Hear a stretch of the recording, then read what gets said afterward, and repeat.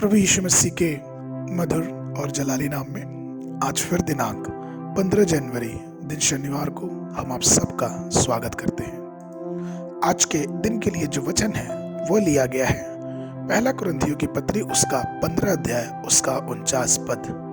वचन इस प्रकार से कहता है, और जैसा हमने उसका रूप जो मिट्टी का था धारण किया, वैसे ही उस स्वर्गीय का रूप भी धारण करेंगे।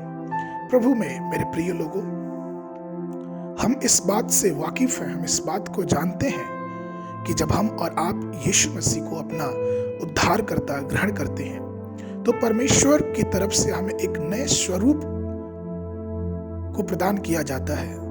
हम एक नए स्वरूप में बन जाते हैं। और इसी प्रकार से इसलिए कहा गया है कि देखो, जो प्रभु में है वो एक नई सृष्टि है। हमारा जीवन एक नया स्वरूप बन जाता है। और वो जो स्वरूप है वो किसका रूप है? वो है स्वर्ग के परमेश्वर, हमारे पिता परमेश्वर का स्वरूप। ये बहुत जरूरी है कि हम उसके स्वरूप में दिन प्रतिदिन बढ़ते जाएं। कुछ वर्ष पहले की बात है, मैं एक पत्रिका में एक समाचार का लेख पढ़ रहा था और मैंने उसमें ये पढ़ा कि एक लड़की जो कि जिसका रंग काला था और वह विवाह के लिए कई जगह उसके रिश्ते भेजे गए। बहुत पैसा रुपया था उस लड़की के घर के पास, लेकिन उसके रिश्ते जहां भी जाते लोग उसके रंग का हवाला देके, उसके रंग की बुराई करके उस रिश्ते को खारिज कर देते। ऐसा करते करते बहुत दिन बीत गए और एक बार उस धनी परिवार ने एक गरीब परिवार के लड़के से बहुत सारा रुपया पैसा देके, बहुत सारा दहेज देके उस लड़की का विवाह कर दिया। लेकिन जब वो लड़की नए घर में गई तो उस साधारण से व्यक्ति ने भी उसके रंग को भला बुरा कहा और उसकी अवहेलना की और बहुत बुरी रीति से उसको अस्वीकार किया। और इस कारण से वो भी जो विवाह था वो भी सफल नहीं हुआ और कुछ समयों के बाद लड़ाई झगड़ों के कारण उनका तलाक हो गया। अंततः उस लड़की ने अपने जीवन की जो लीला थी उसको आत्महत्या करके समाप्त कर ली। मेरे प्रियो, जब मैं ये रिपोर्ट पेपर में पढ़ रहा था तो मेरा मन बहुत दुखित हुआ और मैं इस रिपोर्ट को पढ़ के, मैं इस लेख को पढ़ के, समाचार को पढ़ के सुलेमान के श्रेष्ठ गीत की एक लाइन मुझे याद आ गई कि सुलेमान की पुस्तक में लिखा है कि मैं काली हूं लेकिन मैं प्यारी हूं। और इसी तरह से मेरे प्रियो, जब हम संसार में हैं तो हमें और आपको मालूम है कि हमारे अंदर आदम के पापों का कालापन मौजूद है।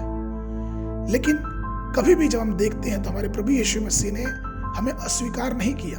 हमें उस काले रंग की वजह से हमें ये नहीं कहा कि नहीं, तुम बहुत पापी हो, तुम्हारे अंदर बहुत कालापन है, तुम हमसे दूर हो जाओ। नहीं, वचन कहता है कि जब हम पापी ही थे तो वो ठीक समय पे हमारे लिए मरा। वो हमसे बहुत प्यार करता है और उसकी आत्मा, उसका प्रेम हमें तलाशता है कि कब हम उसके स्वरूप में बदल जाएं। और इसलिए तो प्रभु यीशु मसीह ने अपने बहुमूल्य लहू को बहाया कि उसके लहू के बहाने से हमारे श्राप, हमारा कालापन, हमारे मन की मनीलता है सब दूर हो जाए और हमारा नया स्वरूप बन जाए। आदम और मसीह, इन दोनों का चरित्र हमारे और आपके जीवन में पाया जाता है। और इसीलिए पहला कुरिन्थियों की पत्री उसका 15 अध्याय उसके 52 और 53 पद में पौलुस इस बात को बहुत साफ रीति से कहता है कि और यह क्षण भर में पलक मारते ही, पिछली तुरही फूंकते ही होगा, क्योंकि तुरही फूंकी जाएगी और मुर्दे अविनाशी दशा में जी उठेंगे और हम बादलों पे उठाए जाएंगे। क्योंकि अवश्य है कि यह नासवान देह